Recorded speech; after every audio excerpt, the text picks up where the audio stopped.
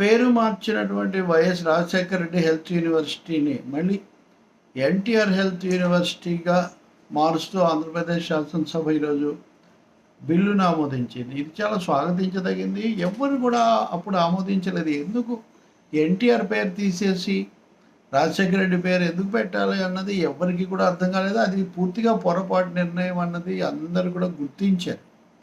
పైగా ఇక్కడ ఇంకో విషయం ఉంది. ఎన్టీ రామారావు ఆలోచనలోంచి వచ్చింది హెల్త్ యూనివర్సిటీ. అప్పటివరకు దేశంలో హెల్త్ యూనివర్సిటీ అని దానికోసం ప్రత్యేకంగా ఉండేది కాదు. ఆ యూనివర్సిటీలోనే చూస్తూ ఉండేవాడు. కాబట్టి దీన్ని ఆయన తీసుకొచ్చారు. అంతేకాకుండా గవర్నర్ అప్పుడు అనేక చికాకులు పెడుతున్నందువల్ల ఛాన్సలర్గా కూడా ముఖ్యమంత్రి ఉండేట్టుగా కూడా బిల్లును తయారు చేశారు. దీనికి ఏమీ అభ్యంతరాలు కూడా ఏమీ ఉండవు. ముఖ్యమంత్రులు తప్పకుండా వాళ్ళకి అధికారం ఉంటుంది. ప్రభుత్వం శాసనసభ ఎలా నిర్ణయిస్తే అలా. అంత చేసిన తర్వాత ఎప్పుడు చెప్పింది కూడా లేదు వైఎస్ఆర్ పార్టీ కానీ జగన్ కానీ పేరు మార్చాలని. చాలా వాటిని మార్చిన వాళ్ళు హఠాత్తుగా దాని పేరు మార్చటం ప్రతిసారి బహుశా ఒక డైవర్షన్ టాక్టిక్స్ అని అప్పుడు అనుకునేవాడు. దాన్ని అందరం కూడా ఖండించాం. ఎందుకు దాన్ని మార్చాలి, ఒక ప్రయోజనం ఉండాలి కదా ఏదైనా చేస్తే అని. అంతకుముందు రాజశేఖర రెడ్డి ముఖ్యమంత్రిగా ఉన్నప్పుడు ఎన్టీఆర్ పేరుతో ఉన్న విమానాశ్రయాన్ని ఆయన రాజీవ్ గాంధీ అంతర్జాతీయ విమానాశ్రయాన్ని మార్చారు. అప్పుడు ఆయన చెప్పింది ఏంటంటే మొత్తం ఒకటే, అప్పుడేమో విడిగా ఉంది కాబట్టి అలా ఎన్టీఆర్ టెర్మినల్ అని పెట్టాము, ఇప్పుడు అలా టెర్మినల్ అని పెట్టడానికి లేదు కాబట్టి అంతా కలిసే ఉంది కాబట్టి ఇలా పెట్టామన్నారు. కానీ నిజానికి మార్చదలుచుకున్నారు అనేది స్పష్టమే. దాన్ని ఆయన కుమారుడు అచ్చంగా ఎన్టీఆర్ పేరు తీసేసి ఈయన పెట్టడం, ఇది చాలా విమర్శలకు దారితీసింది. ఒక ఘట్టం కూడా అది. ఆ విధంగా చూస్తే ఎవరెవరు ఖండించారు, ఎవరు బలపరిచారు, దాని మీద కూడా అప్పుడు వివాదం అయింది. ఈ కొత్త శాసనసభలో మొదట ఆమోదించిన బిల్లుల్లో ఇది ఉండటం అన్నది తప్పకుండా అర్థం చేసుకోవచ్చు. ఎందుకంటే అందరికీ ఏకాభిప్రాయం ఉన్న అంశం కాబట్టి. రెండవది ల్యాండ్ టైటిలింగ్ యాక్ట్ రద్దు. ఈ ల్యాండ్ టైటిలింగ్ యాక్ట్ రద్దు అన్నది మటుకు కొంచెం కనిపించేది సులభమైంది కాదు. దీంట్లో తప్పకుండా అనేక అభ్యంతరకరమైన అంశాలు ఉన్నాయి. రెండవది జగన్ ఫోటో పెట్టడం, అంటే ముఖ్యమంత్రి ఫోటో పెట్టడం అన్నది మరీ విడ్డూరమైంది. ఎందుకంటే వ్యక్తిగతమైన వాళ్ళ పాస్బుక్ల మీద వాళ్ళ బుక్ అది, వాళ్ళ సొంతం. ఒక రైతు ఎవరైతే భూమి తనదో వాళ్ళది ఉంటుంది, దాని మీద బొమ్మ పెట్టుకోవటం. దాంతోపాటు అక్కడ పాతినటువంటి ఆ సర్వే రాళ్ళ మీద కూడా జగన్ ఫోటో పెట్టుకోవటం, ఇది అస్సలు అర్థం లేని అంశం. దీని మీద గతంలో కూడా నేను ఫోటో క్రేజ్ చాలా ఎక్కువగా ఉంది. ప్రతి చోట ఫోటో ఉండాలి, ఫోటో కనిపించాలనే ఆలోచన వల్ల జరిగినటువంటి ఒక అనర్థం.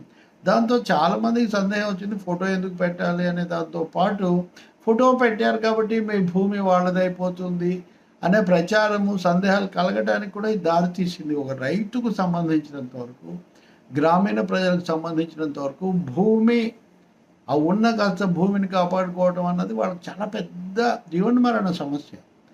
భూములన్నీ భారీగా 100 ఎకరాలు 1000 ఎకరాలు తీసుకునేవాళ్ళు, షెడ్యూలు అవన్నీ వేరే చర్చ. నిజానికి ల్యాండ్ టైటిలింగ్ యాక్ట్ అన్నది కేంద్ర ప్రభుత్వం, ఇప్పుడున్న ఎన్డీఏ ప్రభుత్వమే, మోదీ గారి ప్రభుత్వమే, వాళ్ళు తీసుకొచ్చిందే. కానీ వాళ్ళ ఆలోచన ఏంటి, ఎవరి యాజమాన్యంలో లేని అన్ఐడెంటిఫైడ్ ల్యాండ్స్ను భారీ ఎత్తున గుర్తించి వాటిని కార్పొరేట్ పరం చేయాలి అన్నది వాళ్ళ ఆలోచన. అది ఇప్పుడు కూడా మారదు. అది ఇప్పటికి కూడా వాళ్ళ ఆలోచన అలాగే ఉంది. కార్పొరేటైజేషను, ప్రైవేటైజేషను, ఈ భూములు, ఈ పద్ధతి అలాగే ఉంటుంది. కానీ జరిగింది ఏంటంటే కార్పొరేట్ అనే లక్ష్యం వెనక్కిపోయింది.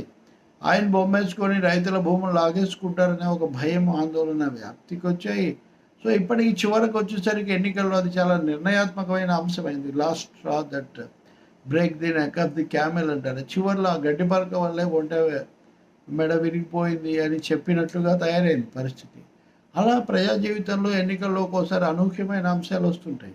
ఇప్పుడు తెలంగాణలో తీసుకుంటే కేసీఆర్ అప్పుడు ఇంకా రాష్ట్ర విభజన జరగక ముందు కరీంనగర్లో ఉప ఎన్నిక ఆయన కోరి పెట్టించుకున్నారు. కరీంనగర్లో ఉప ఎన్నికల్లో తెలంగాణ సమస్య ముఖ్యమవుతుంది అనుకున్నారు. కానీ పుర్రె గుర్తు, బీడీల మీద పుర్రె గుర్తు ఉండాలా వద్దా అన్న దాని మీద భారీగా ఓట్లేసి ఆయనకు 1,00,000 పైన మెజార్టీ వచ్చింది.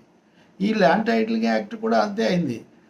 5 ఏళ్ల నుంచి జరిగిన రాజకీయ పోరాటము, లేకపోతే వివాదాలు, విమర్శలు, దాడులు, అరెస్టులు ఇవన్నీ కాదు. ల్యాండ్ టైటిలింగ్ యాక్ట్ అనేది బ్యాలెన్సింగ్గా మారిపోయింది. సో ఇప్పుడు అందుకనే కొత్త ప్రభుత్వము శాసనసభలో ఈ 2 బిల్లులను ముందుగా ఆమోదింపజేసుకుంది. ఎందుకంటే వీటి మీద పూర్తిగా ఏకాభిప్రాయం ఉంది కాబట్టి అందరిలో, వైసీపీని మినహాయిస్తే.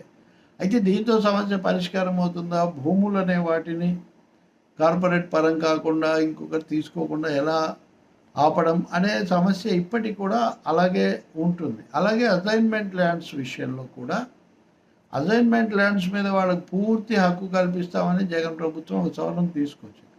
ఆ సవరణ ఏంటి? వాళ్ళకి భూమి ఇచ్చాక వాళ్ళకి హక్కు ఉండాలి కదని. కానీ జరిగేది ఏంటి దానివల్ల? అంటే ఆ భూమిని దాన్ని సాగు చేసుకొని బతకమని ఇచ్చిన భూమిని వాళ్ళు అమ్ముకోవడానికి కూడా హక్కు ఇస్తే వాళ్ళ ఆర్థిక పరిస్థితి వల్ల వాళ్ళు దాన్ని అమ్ముకుంటారు. వాళ్ళకి కాకుండా పోతుంది.